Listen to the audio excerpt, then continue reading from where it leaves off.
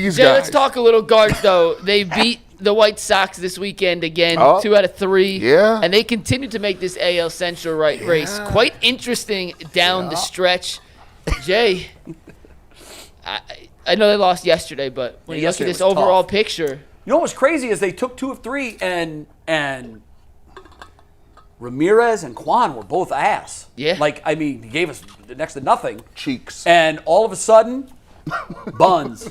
All of a sudden, Cal Manzardo homered twice yesterday. I really thought they were going to pull that out. They had a couple opportunities when it was 5-3. They left runners at second and third with the heart of their lineup up. But you can't get upset. You can't ding them because they're only losing 1 in every 3 games. They won another series. You can go back. I think it's 9 series now. 9 of 10. 9 of 10 series they've won. If it weren't for the Brewers, they would be the hottest team in baseball. Brewers won 10 in a row now. They came back from the Mets, a pretty sizable deficit yesterday to beat the damn Mets. pancakes in the manager's pocket. I know. It's like, man, I would try anything. Look, I don't care what it is. I'm not superstitious. I'm extra superstitious. I think that the bad thing about it is yesterday the Tigers won, so they went back to was it 6 games out now? 6 in the division. Yeah, they're back to 6 games out. I'm still holding out a small margin of hope that they can catch Detroit because Detroit's playing so awful. And when you look at that schedule, there's 4 more. They should be able to win those series. But why ain't nobody being like, okay, let's just do the wild card? Like, why ain't nobody? Well, here's the problem with that. You put 6 teams in the mix instead of 1. Like, if you focus on just catching Detroit, you don't have to worry about what anybody else does. Right now, I mean, it's way too early to say this, but their destiny is in their own hands. Yeah. They're 6 games out, and they have 6 to play with the Tigers. So they can control things. Now, you're not going to take 6. You hope to win 4 of 2. Mm-hmm. That only gets you 2 games in the standings. Yeah. That means you've got to, if you can do that, and you're going to see Tarek Skubal at least twice in that run. So uphill. you basically, I hear what you're saying, G. Obviously, much easier path to the playoffs through the wild card. Right. Yankees are absolutely gagging. That's what I'm saying. Gagging.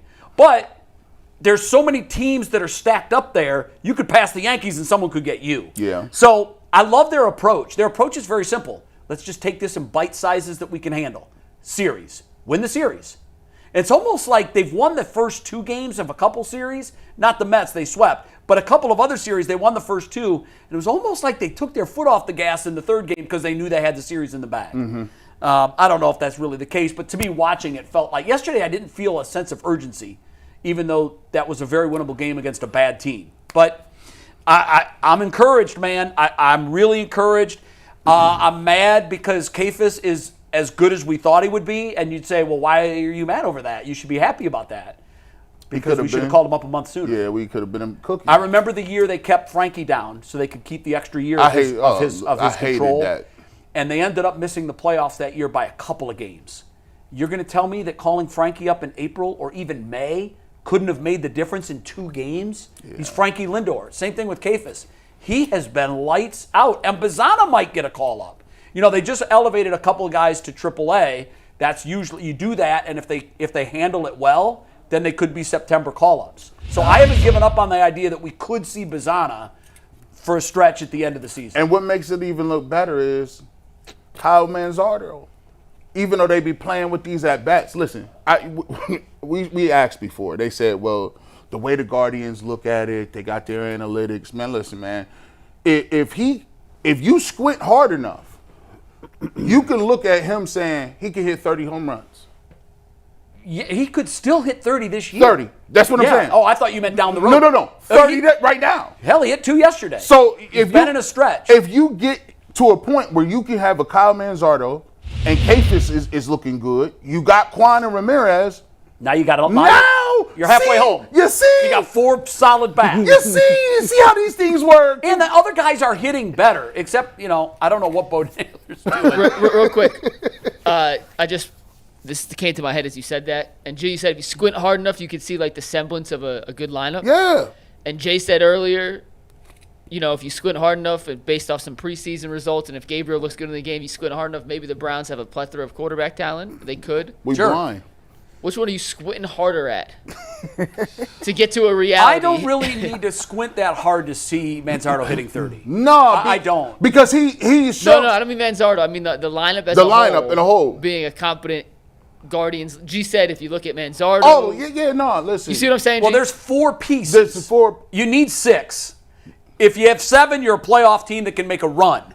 But you need 6. So if I got the Lauder, right, I'm not even playing. Listen, if he gets hurt next year, he's going to be hurt in a major league uniform. well, for me. if he gets hurt next year, I think everybody's going to give up on him. It'll be like a Spina. Like after a while, you know, you can only be next in the pipeline for a couple of years when you just keep getting injury. If he, like, my thing is, if you know it's not the talent and you just know it's the injuries, well, let me just see the injury happen, right? Give him the opportunity to do it get at hurt this here. level. Yeah, right. I don't want it does you no good to have him hurt in triple A or double A. No. Now I look and squint. So you said Bazana. All of a sudden, he's been hitting the ball way better since he came back. So now you said you need 6. I at least can give you 6 names now. Before, I couldn't give you that. And I mean, are you throwing David Fry? Who's your 6th? Well, so we got Quan, Ramirez, Manzardo. Mm-hmm. I mean, by the way, putting Bazana in there as a piece at the major league level, that's a big. Yes, it's a jump. That's a It's big jump. We're That's just why having a that's why we're conversation. squinting. We squinting. Yeah, well, we're really squinting. I might have one eye closed. But I can squint and look at Martinez. I can say I like him. I like He's a serviceable he's piece. serviceable piece. I ain't asking. What I really can't. I can't squint. I can't put on, Mr. Magoo's glasses. The one that I can't see is Bo Naylor. And I like Bo personally, but that's Dunsky. my God, is he still hitting 170 something? That's Dunsky. I think he's like 178. Yeah, and that's my mom. That's How does one of that my mom's happen? favorite players. I told her. I like him too a lot. My Personally, mom likes he's a him. great kid. He's easy to talk to. I think he. It's not for lack of trying, but bro, when you're hitting 170, like I know that average isn't the stat it used to be, but it's not like he's got 27 ribs and he's hitting 170. If he had 17 homers and he was batting 205, I could live with that. I'd be like, I could live with 17 though. I could work with. Yeah. But it's 10 and it's 178. God damn. Jay, question for you. When the last time you seen or heard this? I've been over here looking at the Guardian schedule in September. The 8th through the 11th, they have a 4-game series against Kansas City. Okay. Then you go 12th through the 14th. You got a 3-game set against the White Sox. Right. You go 14th through the That's the Tigers. 18th. That's the Tigers. 4-game against the Tigers. Followed by Wait, is it 4 or 3? I thought we had 6 left with them. It's a 4-gamer. Then we might have 7 games with Yeah, Detroit. then you got a 4-gamer against Minnesota, then a 3-gamer against Detroit. So from the 8th of September Yeah, through well, the that's what they do. 25th, It's all divisional Central. play. straight Yeah. divisional play. That's what they do. Yeah. Well, they do that with good reason. They know that those games are the ones that matter. So what do you got to do for them to be in contention? If you got all them set up, how many of them they got to win? Are we sure they have 7 games left with Detroit? I thought I I'm counted looking and there at it. were 6. I'm looking at it. I thought it was 6 too. They play the Tigers the 16th through the 18th. Okay, that's 3. 6, yeah. The 6th. Yeah, 6. I had one of That's them what I wrong. thought. But your point's a good one. Look, You playing straight divisional opponents. From and that's the 8th the through way 25th. baseball set it up, and I like that. And I think that's the way it should be. It's the equivalent of ending the season in football against Baltimore, Pittsburgh, and I hate Cincinnati. that. I know you hate it, but it's good when you got Right. 2 games to make up. It is. You've got a chance. Yes. And they want all the games to count. Bless you. Thank you. But the point there is, the White Sox are the White Sox. Okay, so they're playing for golf for tee times. The Twins have rapidly fallen out of the race. The Royals are sticking around in the wild card. Who knows what's going to happen over the next month before we see them? But those games may be meaningless for them too. Now look, we're 5 ahead of Minnesota, and we were 9.5 behind Detroit a month ago. So a lot can change in a month. But I think it sets up beautifully. And I'm pretty sure the rest of the division will be playing the same way. So They're all playing one another. it's going to be exciting to Yeah. watch how this all gonna be plays. great. Yeah, that's going to be fun It's to going watch. to be great. I had given up on September being a meaningful month for the Guardians.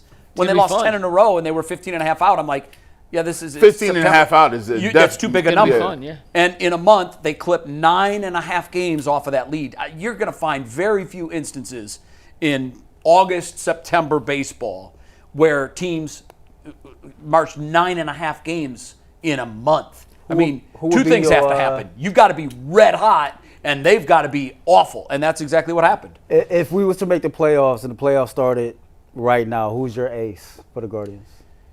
I don't think there's any question Gavin Williams is now the ace. You know, he's, for me, surpassed. Ain't that funny how that happened? Yeah. We started talking about Gavin was he couldn't get out of the 4th and 5th innings. And now in like 2 months. July. So right before the All-Star break is when I noticed a different approach for him. He was trying to strike too many guys out. He was trying to be too cute with some of his pitches. He was at 100 pitches in the 4th and 5th inning this year. Yep.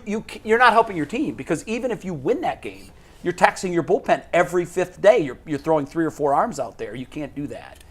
But something clicked. I don't know what it was. Carl Willis was talking a little bit about that he has better command of his stuff, which is critical. When he had the near no-hitter, he still had a pretty high pitch count. A lot of times no-hitters, you're talking about guys are barely at 100 pitches. And, he was at 120, I think is what he finished at, or right around there. Yeah. Like, even in the no-hitter where he had great command and good stuff, and he didn't have a high strikeout. Usually you get a high pitch count when you strike out a lot of guys because you're going deeper into counts. He only, I think, had 6 strikeouts, but he just looks like an ace to me now. He looks like he can be a guy that, he's not a Scooble ace, but he's our He showed ace. his numbers last week, and over the last 7 starts, he's been just great. awesome. A different guy. Awesome. Yeah.